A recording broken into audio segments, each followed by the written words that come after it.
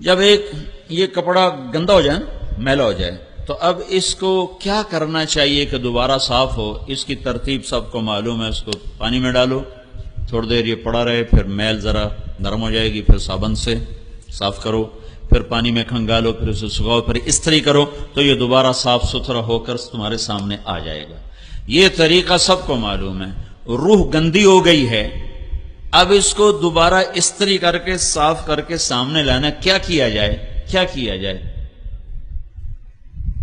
تو یہاں آ کر مفکرین، دانشور، مجتہدین، مخلصین کی سوچیں مختلف ہوگی. ہر ایک کو اس کی محنت کا اجر ملے گا. جو اخلاص سے دین کی کسی بھی شکل میں لگے گا، بشرطے کہ خلاف شرع نہ ہو، بدعت نہ ہو، اور اللہ اس کے رسول کی ترتیب سے ٹکراتی نہ ہو، اور واقعتاً اس کے بعد اللہ کا تعلق ملتا ہو، تو ان سب کو اجر ملے گا.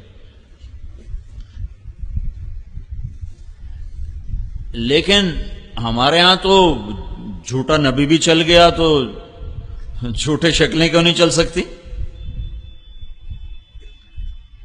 میں اسلام آباد سے گزرا تو ایک بڑا مزار، لوگوں کا رش، تو میری نظر پڑی بہت بڑا بورڈ لکھا ہوا حضرت پیر بگیاڑ شاہ. بگیاڑ سمجھتے ہو نا؟ بھیڑیا.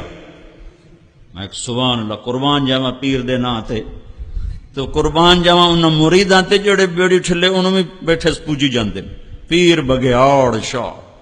تو مرید کون ہو سن مڑ؟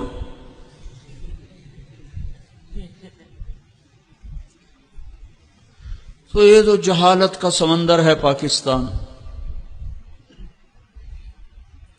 ایک ہمارے ضلع ملتان میں، میرا ہوم ڈسٹرکٹ تو ملتان ہے، ایک ننگ دھڑنگ بیٹھا رہتا تھا ٹرکوں کے اڈے پر، ننگ دھڑنگ، اور لوگ آ کر اس کے پاس بیٹھے رہتے تھے انتظار کر کہ یہ ہمیں کوئی گالی دے یا پتھر مارے.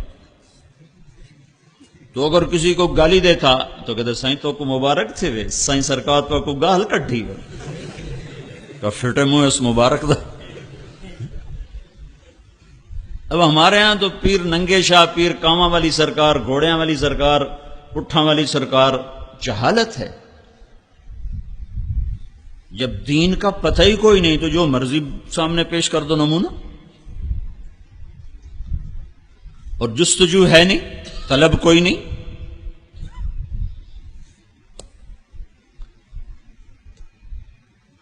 لیکن میرے بھائیو، جب تک نبی کے طرز پر کام نہیں ہوگا، تزکیہ نہیں ہوگا، شفا نہیں ملے گی.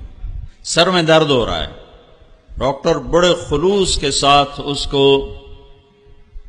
بیسکوپین کھلا رہا ہے، دوائی اندر جا رہی ہے، سر درد دور نہیں ہوگا، کیونکہ بیسکوپین سر درد کا علاج نہیں ہے. علاج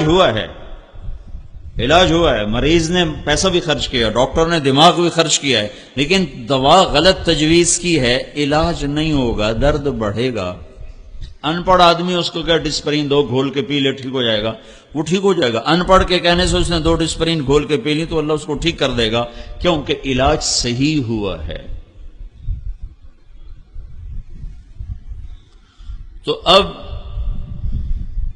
وہ ایک حکیم کا بڑا مطب چلتا تھا، سامنے لوہار تھا، اس کا ٹریکٹر آ گئے، ہل آ گئے، اس کا لوہارا، نہ کوئی نلکے لگوائے، موٹریں لگ گئیں پانی کی، نہ کوئی حل بنوائے. ہمارے گاؤں میں لوہار کی دکان پہ رش ہوتا تھا. ہائے ہائے ہائے، کیا عجب تہذیب تھی. مغرب کی روشنیاں ہر شے بہا کے لے گئیں، چھین کے ہی لے گئی. ہمارا دین ہی نہیں لے گئی، ہماری محبت بھری تہذیب بھی لے گئی. تو لوہار نے سوچا ہے حکیم دی ساری حکمت چل گئی، میری روٹی کو نہیں، میں بھی حکیم بن جانا. تو اس نے اب وہ نلکے لگاتا تھا، یہ ذہن میں رہے نا، تو نلکا پانی کب چھوڑتا ہے؟ جب اس کی بوکی خراب ہو جائے نا، یاد ہے نا؟ اب پرانا زمانہ تھا تو اس کی ایک چمڑے کی بوکی لگتی تھی. تو اس نے 2-4 بوتلیں رکھ لیں، رنگ نیلے پیلے ساوے کر کے، تو اٹھے سیدھے نہ لے کے بہ گیا. تو دیہاتوں میں تو ہر کوئی ڈاکٹر ہوتا ہے، چاہے جڑا مرضی پھٹا لاتے بہ جاوے. تو وہ ایک عورت نے دیکھا بھائی کوئی نواں حکیم آ کے بیٹھا، وہ سیدھے اس کے پاس آ گیا، اور دیہات میں تھا میرا ہاتھ ویک، اور نہ بس وہ ایک چلا ہوا میرا ہاتھ ویک. پہلے ہوتے تھے نباز، جو یہاں ہاتھ رکھ کے بولتے چلے جاتے تھے. حکیم حنیف اللہ مرحوم ہمارا ملتان کا آخری آدمی تھا اس علم کا. اب کوئی چھپا ہوا ہو تو ہو سکتا ہے، لیکن معروف حکیم حنیف اللہ آخری. یہاں اس کی انگلی آتی تھی اور وہ بولنا شروع کرتا تھا، تو ڈاکٹر بھی حیران ہوتے تھے کہ بندہ کتوں بولی جاتا ہے. تو اب آیا کہ حکیم صاحب میرا ہاتھ ویکھو. اس نے کہا مائی تیری بوکی خراب ہو گئی ہے، بٹامنی کم.